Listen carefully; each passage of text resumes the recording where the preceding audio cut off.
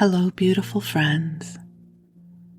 I am Laurel Bleadon-Maffei with Illuminating Souls, welcoming you to this episode of Sleepy Bedtime Blessings, a podcast designed to help you rest, relax, and fall asleep. The other intention of this podcast is to help you deepen in your connection with your beautiful team of angels and also your innate gifts and abilities. If you're new to the world of angels, they are celestial beings and divine messengers who are the embodiment of divine love.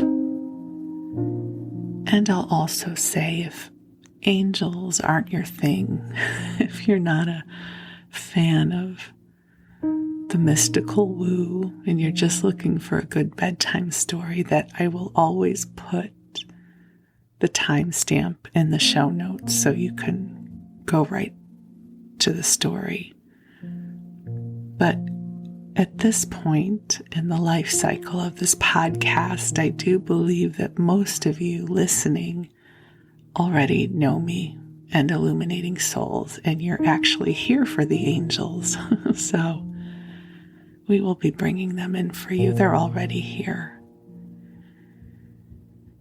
And also, if we're meeting for the first time, I am an angelic practitioner, a spiritual teacher, and an encourager of souls. And you can learn more about my offerings and services and classes at illuminatingsouls.com. You know, when I came underneath the blanket fort to record this episode, I wasn't quite sure what the angels had in mind.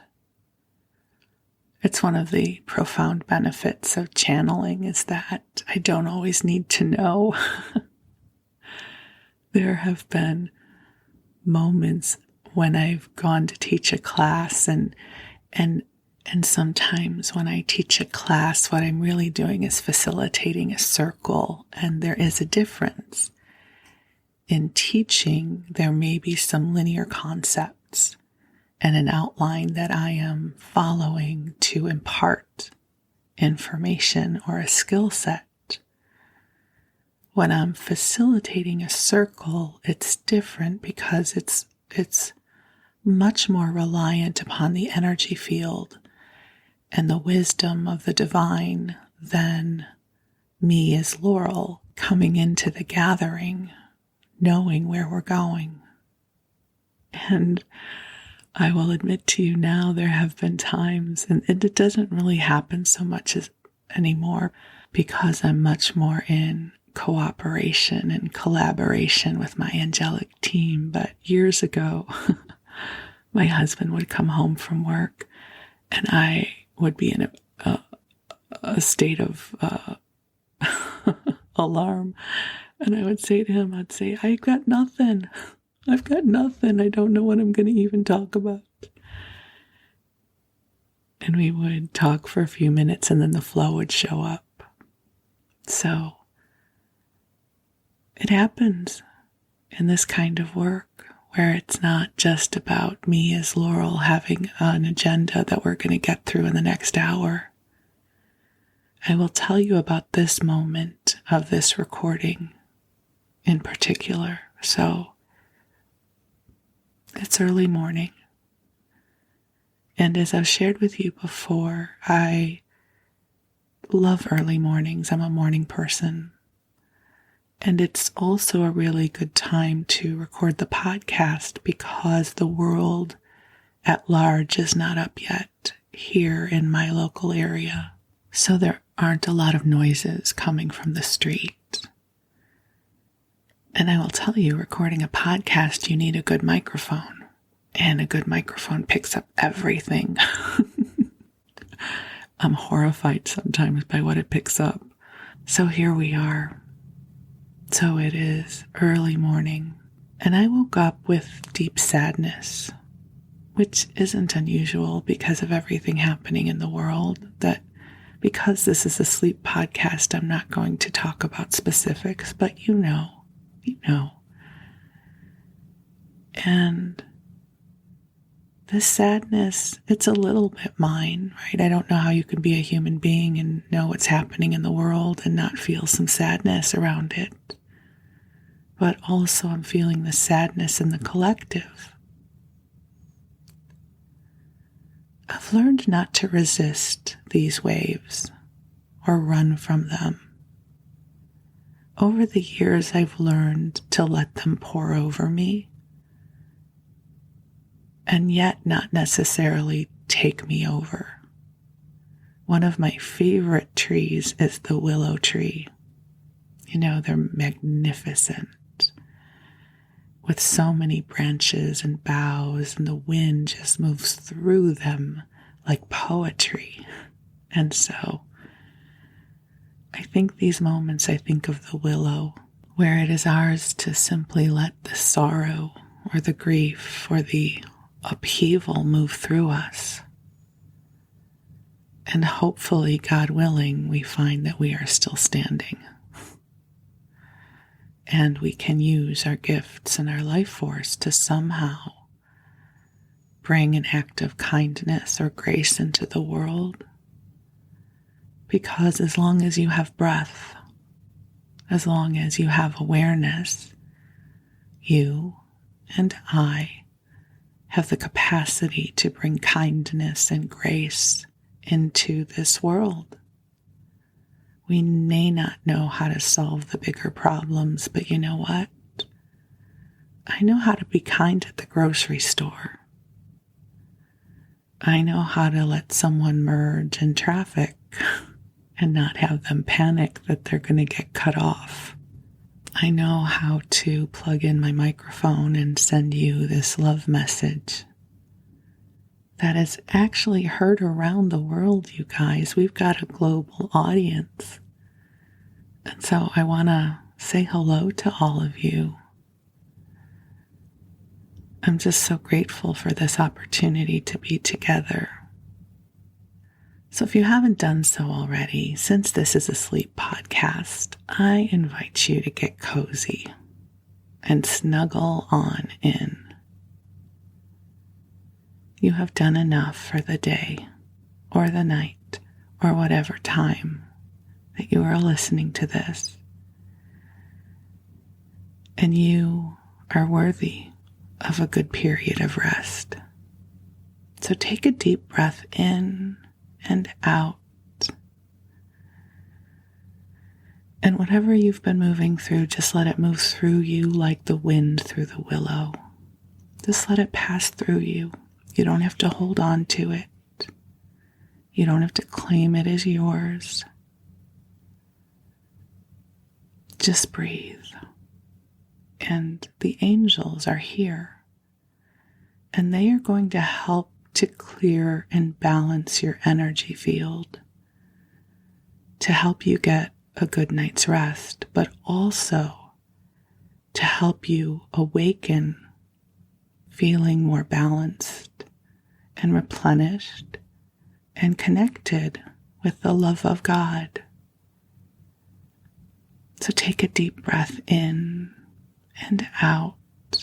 And as you may have heard me share before, one of the hallmarks of channeling for me is sometimes when the energy comes in, it's really big, and I know it because I get really, really hot.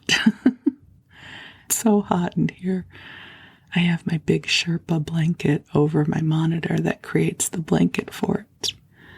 And I can feel the energy starting to move through me, which means it is here for you too. Because one of the benefits of channeling is that the angels can bring their energy closer to 3D reality, and with your permission, they will bring their energy closer to you too.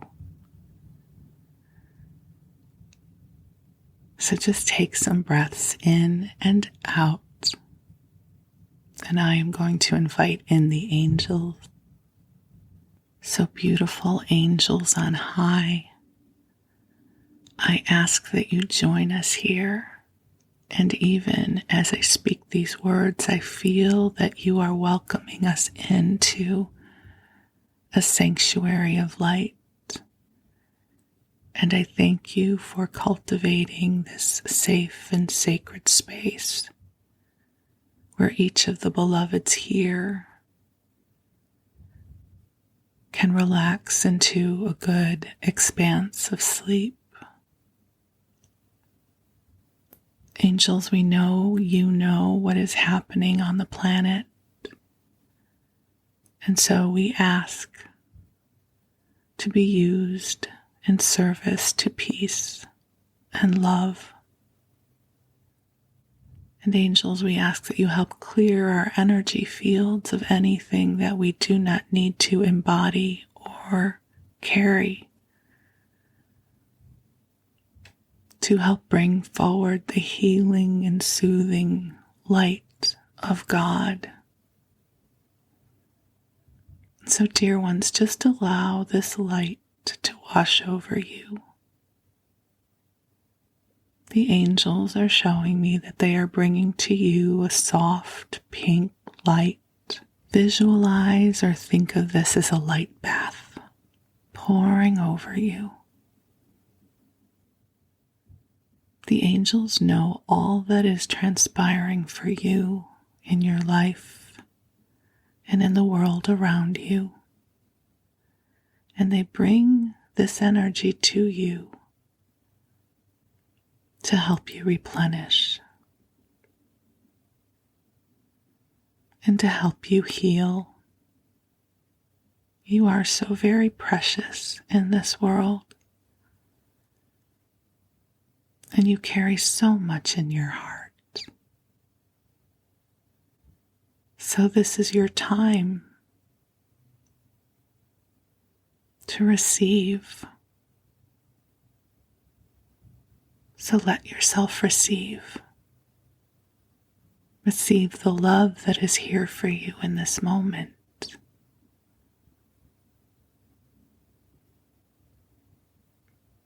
This love has been calibrated just for you.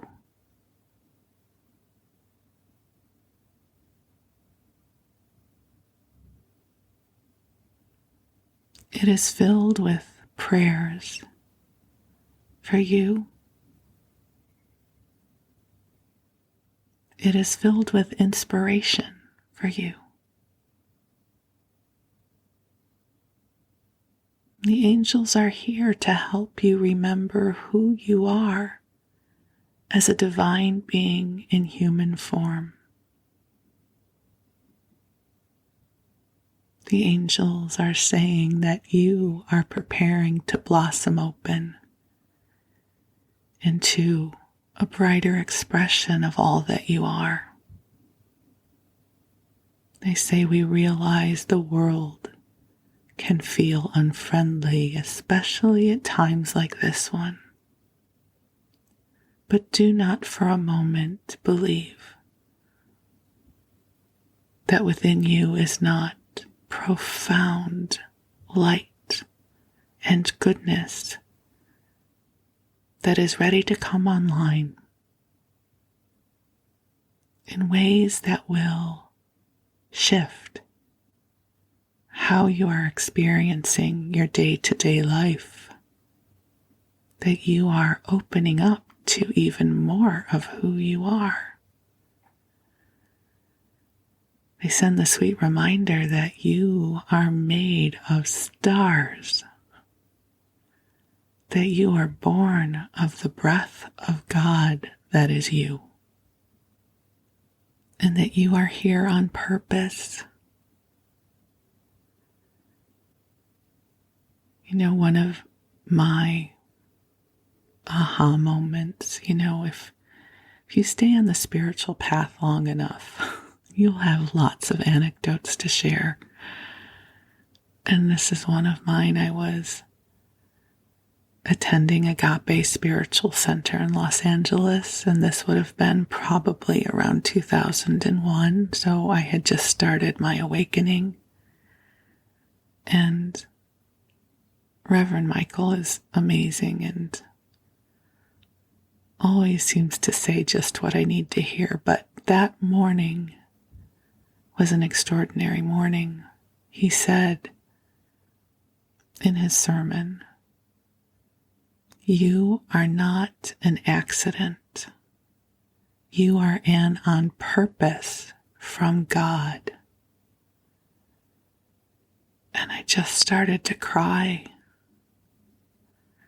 because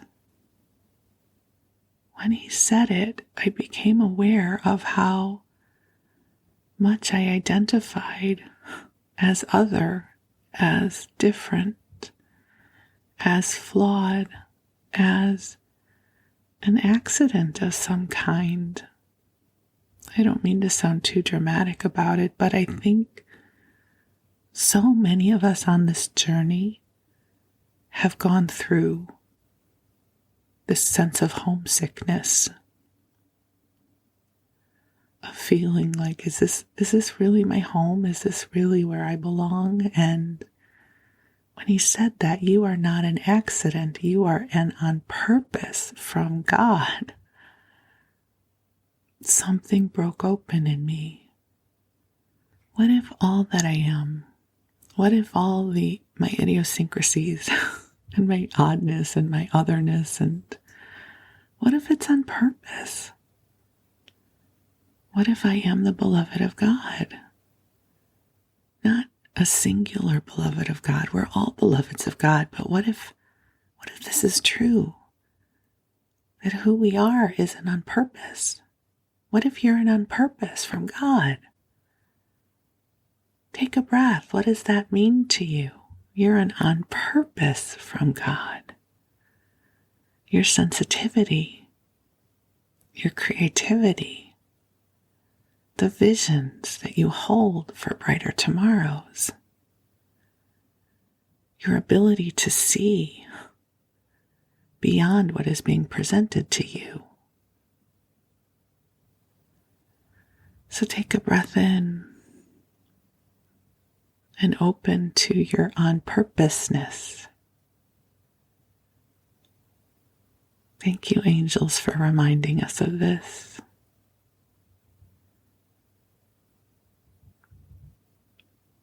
You know, I'm going to share one other profound moment of opening with you. You may already be asleep, but that's okay. I'll probably do a whole podcast around this another time too. As those of you who know me have heard me talk before, I'm a graduate of the University of Santa Monica, and that's where I got my degree in spiritual psychology, and it was an experience that absolutely changed my life. And the first weekend, the first night of class, there's about 270 of us in a large classroom. And they lay out a number of spiritual tenets, and they say, for the purpose of this program, let's all agree to just agree to them in this room. And one of them is something you have absolutely heard before, which is we are spiritual beings having a human experience. And then they continue. And as such, you are whole and complete and have all the resources you need to effectively deal with your situation. So the bigger concept is that we are not just our personality selves. We are divine beings having a human experience, and as such, there is the greater expanse of all that we are. That's what my guides call it. They tend not to use the word soul because they say the word soul is too small. This is my guides, Josephus and the Wisdom Council. They call our greater selves the greater expanse of all that you are, that we are whole and complete. And this was a profound awareness for me because I had so identified as my flaws and my shortcomings. You know, look at any women's magazine from the 1970s to the 2000s. It was all about how you could improve yourself. Lose that belly fat. Make him love you. You know, all the stuff we needed to do better, that we needed to improve, that somehow who we were and how we showed up wasn't going to be enough. And I really internalized that in a big way. And so one of the most profound expanses of healing for me was living my way into this concept that I was whole and complete already. And I don't mean this in a narcissistic or egoic way. I mean that I'm a divine child of God, and I am whole and I am complete. And there are just aspects of me that have forgotten. So this plays into Reverend Michael saying, you are not an accident, you are in on purpose. So what shifts for you if you contemplate yourself as whole and complete? Maybe not the personality you that has to get up and go to work in the morning. Listen, we all forget who we are. I forget who I am all the time. When I feel tired or overwhelmed or crabby, it's why I always talk about the duality of my earth girl and my practitioner self. But my foundation of knowingness is always there. And it reminds me of my innate wholeness that is always here for me, that is always connected to God, even if I forget sometimes. So take a nice deep breath in. And if you are game, we'll ask the angels to help you amplify your connection with your innate divine wholeness tonight as you sleep. To gently help you remember who you are as a beloved of God. To know that right now the heavens are opening up to bring you love and to welcome you into this moment that is filled with light for you. That right now there is nothing about you need to prove or you need to change in order to be worthy of this divine love. You can let go of the shame and the judgment and the not enoughness. Just give that all over to the angels and they will transform it into light for you. That in this moment you are enough. You have always been more than enough. You have always been a blessing in this world. You are a blessing in this world, always and forever.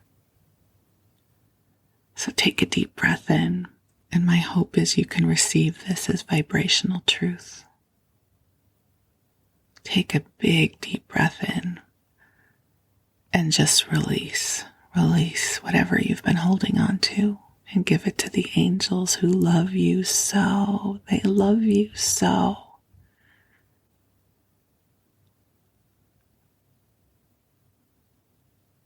And my hope is while you sleep, the angels will bring you sweet dreams. Even if you don't remember your dreams, my hope is they are sweet and they are weaving together a gorgeous tapestry of light for you, so that when you awaken in the morning, your light battery will feel replenished. And beautiful ones, while you rest, while you drift off, I'm going to read you a story. And tonight I'm going to read to you a sweet little book by Frances Hodgson Burnett. She wrote The Secret Garden, A Little Princess, Little Lord Fauntleroy, and others. And this is a book called In the Garden because she loved gardening. And the inner book flap says, a book for garden lovers and all others who love beauty. It expresses through its practical suggestions no less than through its irrepressible optimism the author's enthusiastic personal philosophy. As long as one has a garden, one has a future. And as long as one has a future, one is alive. And it was published in 1925. In the Garden. I am writing in the garden. To write as one should of a garden, one must not write outside it or merely somewhere near it, but in the garden. All my life I have been a passionate gardener since I was 7 years old, and hung over a border of small flowers I do not now know the name of, which tiny, long-remembered things grew round a small bed in the center of the few yards of iron-railed front garden before a house in an old square in the ugliest, smokiest factory town to be found anywhere in all of north of England. I have lived 1,000 years since then, but I still feel them, the little pink and blue and white creatures who had the courage and determination to force themselves through the soot-soaked soil and boldly live surrounded by the tall factory chimneys, pouring forth smoke which tarnished even the white clouds and blue sky. I wonder what they were. I have had many gardens in many countries, but I have not seen them since. Wheresoever I go, I can never leave the earth alone. I must make some bit of it into a garden while I am near it. I have made gardens in queer places. If that were not quite another story, it would be amusing to relate the history of how gardens can be made to spring up in places where they are horribly wanted. Not large gardens and not through spending much money, but still gardens. As long as one has a garden, one has a future. And as long as one has a future, one is alive. It is remaining alive which makes life worth living, not merely remaining on the surface of the earth. And it is the looking forward to a future which makes the difference between the two states of being. There are a number of things and conditions which will provide futures if time and interest are given to them. But no one of them seems so natural, so simple, and so alluring as making a garden. To the gardener, in the winter, one's future is the spring. All the dark months may be filled by it. To live in brilliantly colored and eloquent catalogues is to dream dreams unlike all others that glorify our days. To pore over gardening books is to glow with joy, ambition, and flaming desire for loveliness, color, fragrance, and still sweet delight. In the spring, which is the future of the darkest winter days, The garden one's imagination sees is carpeted in its first hours with crocuses, golden cushions, and borders of asilium, purple mats of alberita. I don't know how to say any of these flowers, you guys. I'm so sorry. Purple mats of aubrietia. Okay, we'll just pretend I said that right. In its second hours, daffodils and jonquils fill every corner and are only crowded out by white narcissus. This is going to be a fun book to read. I'm just going to leave this all in. Crowded out by white narcissuses. I know how to say narcissus. I don't know how to say it plural. And tulips of every shade of scarlet and white and iris of every tint of yellow and violet and lavender and blue, with azalea bushes, flaming coral, or thrilling rose here and there behind or between. The summer, which is to be the future of the spring, finds one almost reeling before its first outburst of roses, of all blushes and pallors and sunlight, yellows and crimsons, and carries on with the blues and violets and flushed turquoise of delphiniums and the splendors of every other shade and color in the world. The autumn is a flare of golden trumpets singing in all brilliant tones the triumph of the past year and heralding the future of the spring for which the winter will prepare. As long as one has a garden, one has a future, and as long as one has a future, one is alive.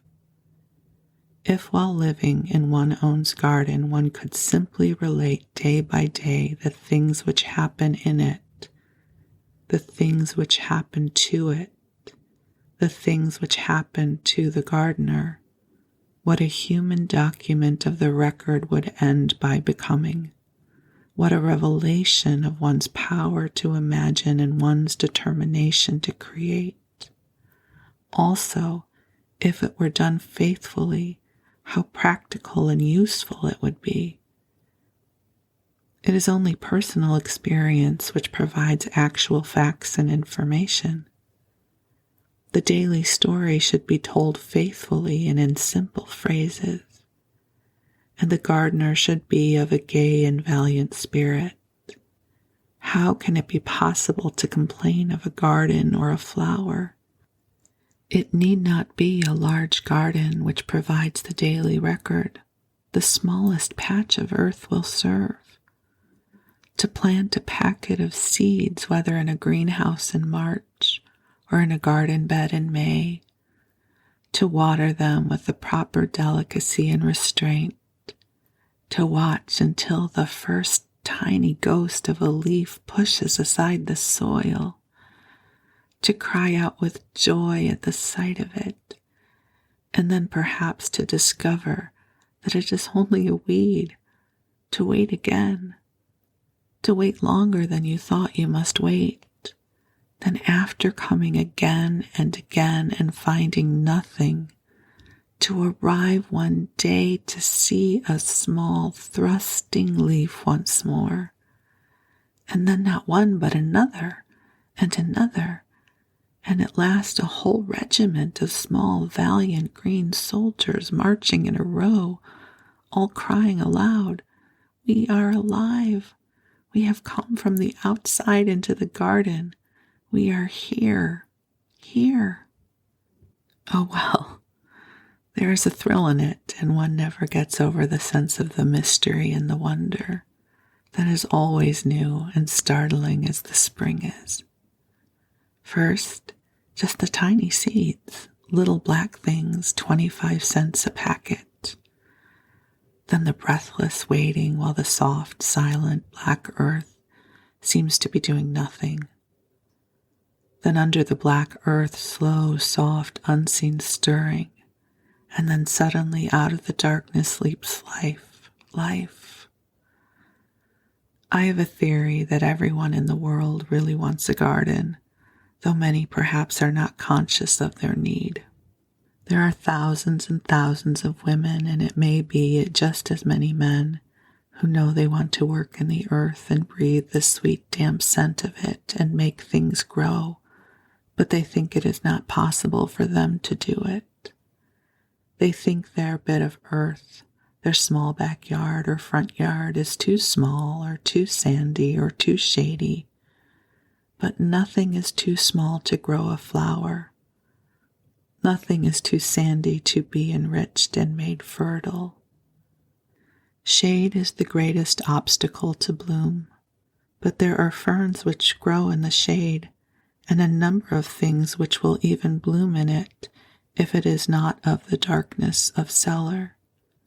And I am speaking to the thousands of people who are living on farms or in country places, where, to quote Lavengro, life is sweet, brother. There's day and night, brother. Both sweet things. Sun, moon, and stars, brother. All sweet things. There is likewise a wind on the heath. One cannot murmur words like these to oneself when one lives in great cities where life is rank with the stench of petrol.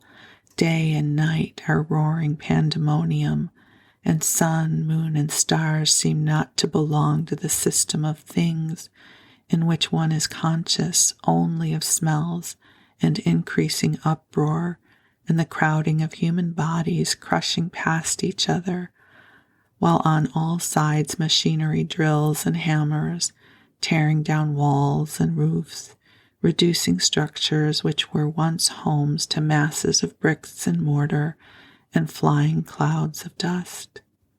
Sitting under my special oak tree in my garden, it is always spoken of merely as the tree, though there are 100 others. I like to think of the thousands of women and girls and children to whom I may be saying, in your heart of hearts, you really want a garden. You can have one. You can make it yourself. Anyone can have a garden, if it is only 2 yards wide. I say this because I know. If you can only love a large garden, then you will need money and gardeners, hotbeds and cold frames and greenhouses. But if your heart longs only for a garden, and you are willing to plan for it, care for it, love it, you can have one.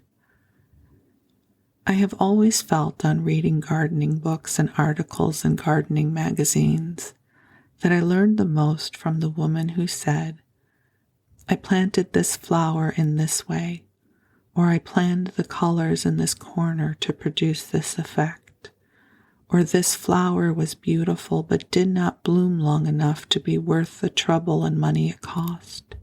When I read this, I knew I had learned something from actual experience, though it was not my own, but the experience of another person. It is a result of this that when I say you can have a garden if you want one, I can only go on to tell you a very few practical things I have found myself in making gardens for myself and in superintending various incompetent but expensive people I was obliged to call in to do the work I was too busy or not well enough to do. I should always have preferred to have been at least 2 strong men in one and to have done all the work with my own hands. I love it all. I love to dig. I love to kneel down on the grass at the edge of a flower bed and pull out the weeds fiercely and throw them into a heap by my side. I love to fight with those who can spring up again almost in a night and taunt me. I tear them up by the roots again and again, and when at last, after many days perhaps, it seems as if I had beaten them for the last time, I go away feeling like an army with banners. I really try to keep my rule that I will not allow myself to hate anything on earth. But I am afraid that I absolutely know that what I hate is when I come upon a dozen flaunting ragweeds, which, while my back was turned, have sprung up in a bed of lovely, tender-colored snapdragons, trying to pretend that they are only part of their foliage. Then, while I take them out by the roots carefully, lest I disturb a lovely young snapdragon, it is necessary for me to control evil impulses which I should prefer to believe did not lurk in the depths of an apparently mild nature. Is it pusley or pusley? Sorry if I'm pronouncing that wrong. It must be another weed. Is worse. It is more sneaking and creeping, and I do believe more rabid. I prefer not to speak of pulsy. Pulsy? Okay, sorry everybody. When I say that I love all the work in the garden, I am not discriminating. One of the loveliest dreams of my life is my memory of a softly raining spring in Kent, when I spent nearly 3 weeks kneeling on a small rubber mat on the grass edge of a heavenly old herbaceous border bed, which a big young gardener was trenching and remaking, while I followed him and tucked softly into the rich, sweet, damp mold of the plants which were to bloom in loveliness for me in the summer. The rain was not constant. It only softly drizzled in that sort of mist on my red frieze garden cloak and hood. The bed was on one side of what was called the Long Walk.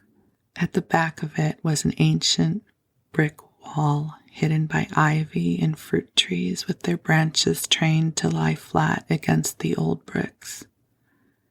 On the other side behind me was a high-clipped laurel hedge where nests were being built.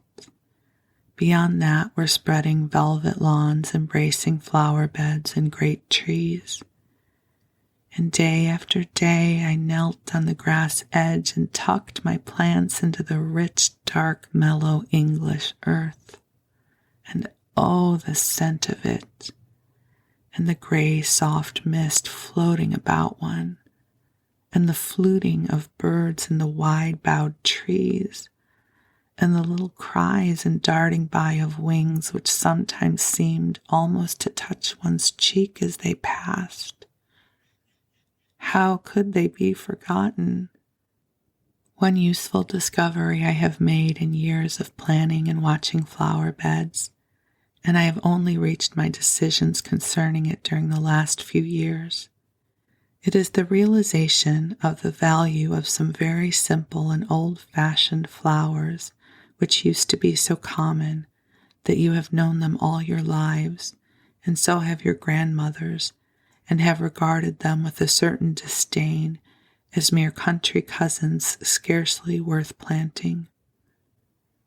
People are always overpraising and overestimating my garden. They insist that it is wonderful, which it is not at all. When they enter it, they cry out, "Oh, what a beautiful garden! I never saw such flowers. I never saw such a garden." And they will not believe me when I say, "My dears, it is all camouflage. There are no rare flowers in it at all. It is filled with the most ordinary things you can buy in 15 and 20-cent packages. But it looks beautiful because it is full of flowers. And it is full because I will have them, and I plant big groups of them together. And I use a great deal of white and masses because it throws up and makes more brilliant any color it is near. And I will not give room to things which have brief blooming because I cannot afford the time. This garden must look as if it were full of color until the end of November and later, by the grace of God." And then I tell them what the faithful things are which I have discovered will bloom for me all the summer and all the autumn, and until frost comes, some wonders even defying frosts if they are not too severe. Of course, the people I am speaking of are not expert gardeners, or they would know more than I do. There are, I find, about 4 expert and 2 passionate gardeners in 1,000,000 people. All the 1,000,000 like flowers, but most of them do not know the simplest by names. So I explained to them how common in variety most of my loveliest and most decorative masses of color are. The flowers they are made of used to be in farmhouse back gardens. Most of them at that time were of ugly magenta reds and pinks. They were the old-fashioned petunias and stiff zinnias, which were almost invariably of hideous flaring colors.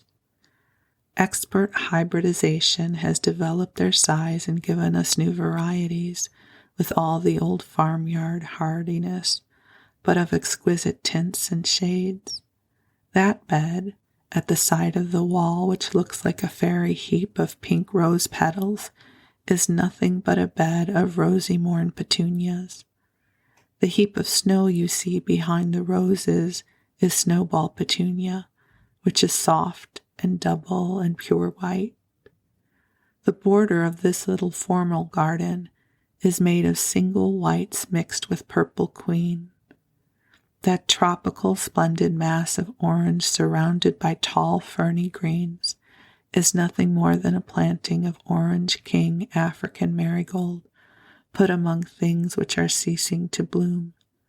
Those magnificent tall flames of scarlet and yellow and crimson, which you may think are dahlias, are the great new zinnias, which are many of them quite as large as any ordinary dahlia bloom. I give them 100 proofs that the flowers are neither rare nor marvelous, but still because of its masses of bloom, they always go away saying the garden is wonderful. I do not mean to say that I have spent no money on my garden, and that it contains nothing but petunias and zinnias and marigolds. That would be misleading.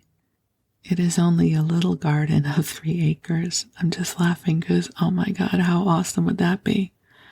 It is only a little garden of 3 acres. It is on a pretty bay on Long Island, which makes it look much larger than it is. I have planted a great many shrubs in it and enclosed it with trees and high-trimmed hedges. I have also a great many roses and other things, but I am really writing this to assure those who see the practical side of things that if I had not found out by experience the modern beauty of color, the easy for me to say, the floriferous abundance and the lasting faithful blooming of mere petunias, zinnias, marigolds, and a single hardy chrysanthemum, there would be many times during the season when the kind people who overpraise my garden would come into it to find bare spaces instead of masses of rose and pink and white and velvet purple and flame, and they would not always cry out to me, "The garden is wonderful." Moreover, if I had a bit of ground at the front of the farmhouse or cottage on a country road, anywhere, if I wanted a garden, there I should get a flower catalogue or so, and look up the colors of annuals which are bounteous enough to go on blooming and blooming all through the summer and autumn, and I should make a bit of ground soft and rich and black, and dream about my colors while I was working, and plant seeds, and take care of them until the miracle happened at its appointed time, and I could sit upon my porch and watch waving snow white and rose and violet velvet and pink peach, and wonder and plan the next spring's planting. It is true. I have seen it. That is why I say to you, if you want a garden, you can have it. And as long as you have a garden, you have a future. And as long as you have a future, you are alive. And that, my friends, is the end of this sweet little book. Isn't it wonderful? And I've decided to leave in some of my mispronunciations because otherwise I would never get through the reading. You know, in theory, I love gardening, but I have found my physical reality I tend not to enjoy it as much, but I am blessed to be married to a man who enjoys it, and he plants beautiful flowers for me. He's so sweet, and we're starting to gather the plants for our summer vegetable garden. We live in Northern California where our growing season is almost year-round. We planted a bare root hydrangea and some bare root lilacs. And I'm always so mesmerized how something that does not look alive will blossom to life. So who knows, maybe next year at this time I will be sharing with you about the miracle of our hydrangeas. And we also planted a blackberry bush that I'm hoping will come to life because I love blackberries. About 6 months ago, we planted these flowers that look like daisies, I think. I mean, I know what a daisy is. I just don't know that these are daisies, in purple and yellow out front of our house. And they are just strutting their stuff. They have come into their own, and they are majestically blooming, blossoming into all that they are. And it brings me so much happiness to walk past them. So in reading this book, I'm thinking, I want to do more. And here in our area, we have to think of plants that are drought tolerant, but I know there are gorgeous drought tolerant plants too. So I hope this inspires you and helps you dream of your own sacred garden, wherever that is. It is such a wonderful metaphor for life, that we plant these seeds and there is a life force in them. There's divine intelligence in them that when the conditions conspire for them to germinate, life comes forth. And if that is true about a seed, it is true about you too. That our sparks of inspiration, our dreams, that which enchants and delights us, they're our seeds. And so here's to inviting you to blossom open too. So thank you for letting me share this with you. I wish you sweet dreams, and I hope you have good rest, and the angels will remain with you, nurturing you and taking good care of you. Thank you, beloved ones. I love you, and we'll talk again soon.